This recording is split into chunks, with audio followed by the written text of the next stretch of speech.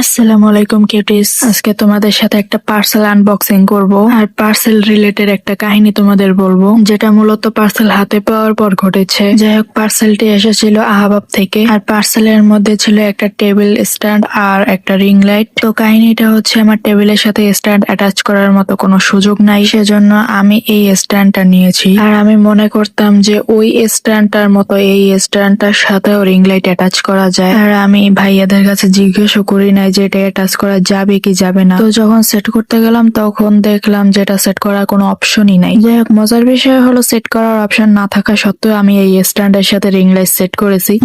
দেখছে আমার মাথায় কত বুদ্ধি। যাই হোক, কিভাবে সেট করলাম আসো তোমাদের দেখাই। আর অ্যাটাচ করার জন্য যা যা দিয়েছে তা তোমরা ভিডিওর প্রথমেই দেখতে পেয়েছো। প্রথমে ভারী বেসটার সাথে স্ট্যান্ডটা ওভাবে চেপে লাগাবা, এরপর স্ট্যান্ডের এই অংশটাকে ঘুরিয়ে ঢিল করে নিবা। এরপর বল্টুর মতো যে জিনিসটা আছে ওটার নিচের অংশটা রিং লাইটের মাঝখানে যে হোল আছে এটার মধ্যে ঢুকিয়ে দিবা। একটু ঢিল ঢিল করবে, কিন্তু ছুটে পড়ে যাবে না, এটা শিওর। এরপর ওই পাশের স্ক্রুটা ঘুরিয়ে আবার টাইট করে নিবা। দেখো কি সুন্দর সেট হয়ে গেছে। এখন ফোনের জন্য স্ট্যান্ডের সাথে যে ক্লিপটা দিয়েছে ওটা আমরা ইউজ করব না, তার পরিবর্তে রিং লাইটের সাথে যেটা দিছে ওইটা আমরা ইউজ করব। আর ওটা স্ট্যান্ডের সাথে কিভাবে অ্যাটাচ করলাম তা তো তোমরা ভিডিওতে দেখতেই পাচ্ছ।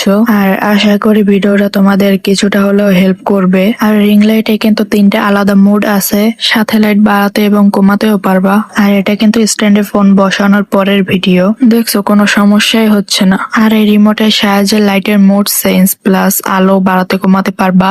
আর ওই পিছনে যে টেবিল ল্যাম্পটা দেখতে পাচ্ছ ওটাই এতদিন লাইটিং এর জন্য ব্যবহার করতাম। আর এই দেখো কি সুন্দর অ্যাডজাস্ট হয়ে আছে।